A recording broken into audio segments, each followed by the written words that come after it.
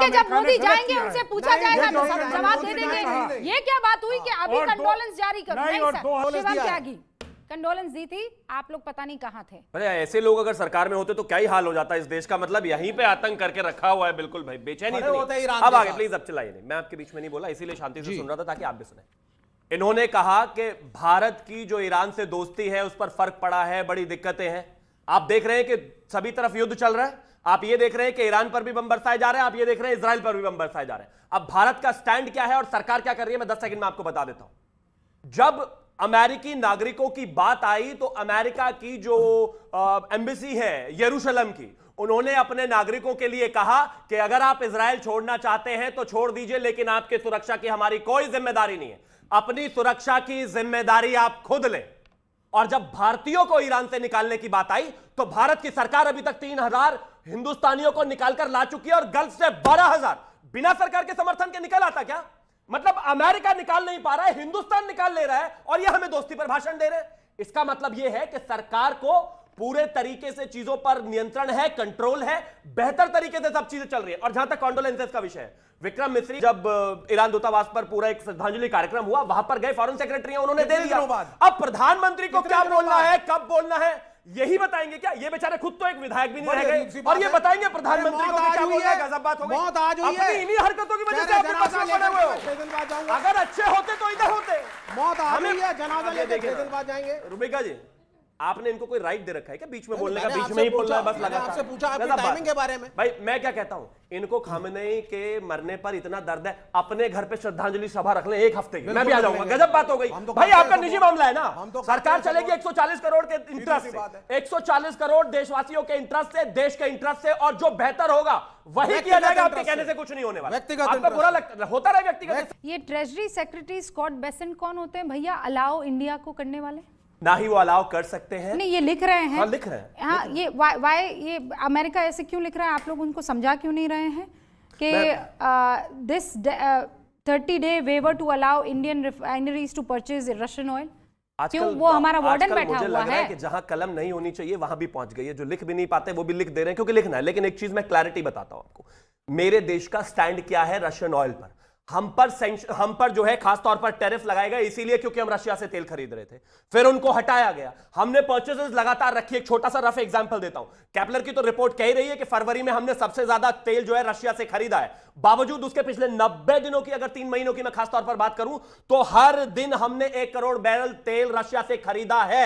हम देश की सॉवरेनिटी पर कोई कॉम्प्रोमाइज नहीं करेंगे। बार ऐसा क्यों कर रहा है अमेरिका कि हमने वॉर रुकवा दिया, हमने पाकिस्तान और इंडिया को लड़ने से रोक दिया, हमने अलाउ कर दिया कि आप जाकर रशिया से तेल खरीदे? ये कौन लग रहे हैं, हमारे फूफा? कौन है ये? मेट्रो स्टेशन पे जाकर रुकती हुई मेट्रो को पकड़ के मैं बोलूं कि मैंने रोक दी तो मैंने वाकई रोक दी क्या? गजब बात हो गई।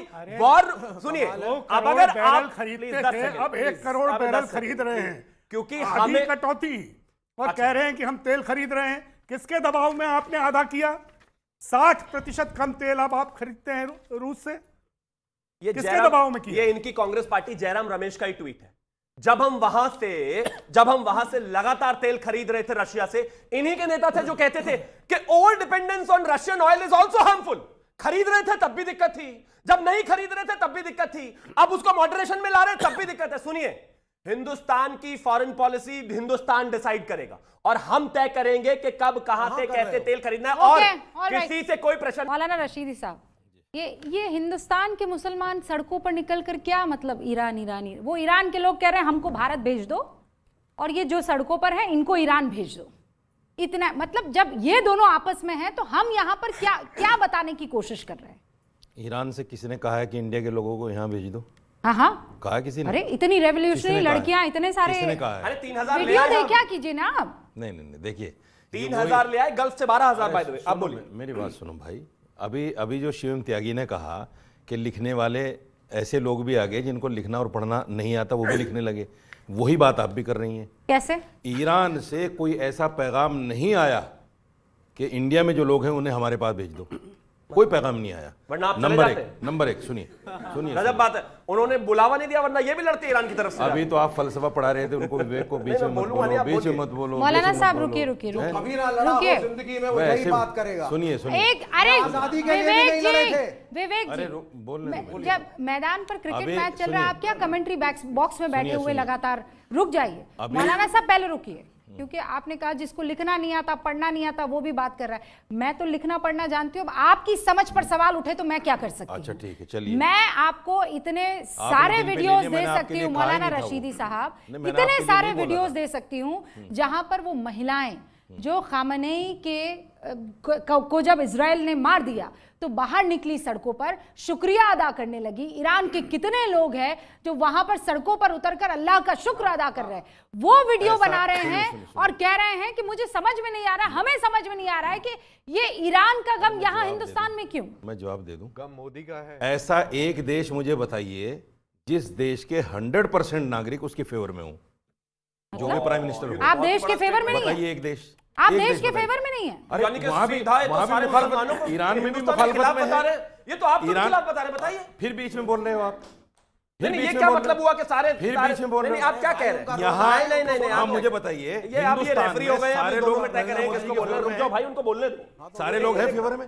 बताइए मुझे। क्या नरेंद्र यहाँ मोदी- प्रोटेस्ट नहीं होते बीजेपी अरे के खिलाफ? नरेंद्र मोदी के क्या यहाँ फेवर की बात नहीं सरकार के है, खिलाफ प्रोटेस्ट नहीं होते? आप देश के साथ तो बताइए खड़े ना। रहेंगे ना? अरे फिर वही बात, देश के साथ तो खड़े रहेंगे ना? अरे वो सारे लोग वो हैं जिनकी कोई हैसियत नहीं है। किन कौन लोग? अमेरिका में बिके हुए लोग हैसियत हैं, नहीं है ईरान में। जो बिके हुए लोग हैं, क्या- वो हर जगह वीडियो होते को हैं। वो हवाला महिलाएं नहीं दे बिकी हुई सकते। है? As per काम him। की बात होने वो दीजिए। महिलाएं बिकी हुई है? कौन? ईरान में महिलाएं बिकी हुई है? आप मुझे एक चीज बताइए, वो जितने भी लोग हैं उंगलियों पे गिने जा सकते हैं।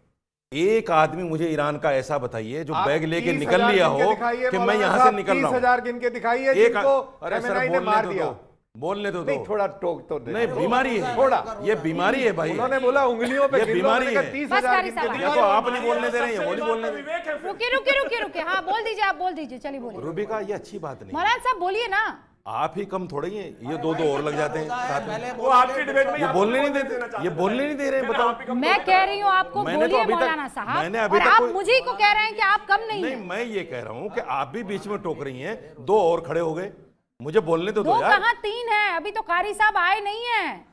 अगर मोटर स्टार्ट हुआ ना कारी साहब का, इनको फिर भी बहुत बोल दो। मुश्किल होगी। हाँ, इनको भी बोल दो। नहीं वो अपने समय से तीनों बोलेंगे। बोलेंगे, कोई बात नहीं। वो अपने हम फिर समय भी से बोलेंगे। आप बोलिए। हम फिर भी बोलेंगे कि ईरान के साथ जो हुआ गलत हुआ, हम फिर भी बोलेंगे। तो हम भी कह रहे हैं। दूसरी बात देखिए, अभी कंडोलेंस की बात हो रही थी। अटल बिहारी वाजपेयी जी की जब स्वर्गीय हुए वो, तो आपको पता है ईरान ने ताज़ियती पैगाम भेजा था, याद है या नहीं है? तो फिर क्या करें? तो इधर से क्यों, वही तो सवाल है कि इधर से क्यों नहीं गया? अरे वो कोई पीएम लग रहे हैं क्या? ऐसा सुप्रीम लीडर मैंने पंकज जी ऐसा कभी नहीं मैंने देखा क्या कह दिया कि जो ये जिनके बिलक रहे हैं खिलाफ सारे के सारे? उन्हीं का देश निकल मैंने पड़ा ऐसा कुछ सड़कों बोला पर। भी नहीं अरे अभी। नहीं निकला, एक मिनट। उन्हीं का देश निकल नहीं पड़ा। निकला, नहीं निकला। अच्छा, तो कौन निकला? 160 बच्चियां जिनकी उम्र 7 साल से 12 साल के बीच में थी, उस स्कूल को बॉम्ब करके इस अमेरिका ने नेस्तनाबूद किया है। और उस एक हमले ने, सुनिए अब मैडम, आप मेरे सब्र का इम्तिहान आप मत सुनिए लीजिए। पहले मेरी बात को। आप आप जैसे सुनिए लोग, पहले मेरी बात को। आप क्या जैसे करें लोग हम? घर में क्या दुबक कर करें हम? बैठे रहते हैं, क्या सही जब था? ईरान में वही सही 7 था या साल की गलत? छोटी बच्चियों को बुर्का ना पहनने ये पर मत खून कहो। उजार कर दिया जाता था। अरे बुर्के Shut को- up, sir. बुर्के को Shut किसी को up. मरने से- ईरान महसा अमीनी का नाम जानते हैं? Iran is one. Vivek Shrivastava, Modi Mahsa Amini का नाम जानते हैं आप? महसा अमीनी का नाम जानते हैं? कौन है महसा अमीनी? क्या ताल्लुक वो है? पुरानी बातें जो आज ईरान एक शर्म है। आनी चाहिए आपको। आज ईरान एक है। शर्म आनी चाहिए आपको। आज ईरान एक है। पुरानी बात आज ईरान शर्म एक आनी है। चाहिए आपको। आज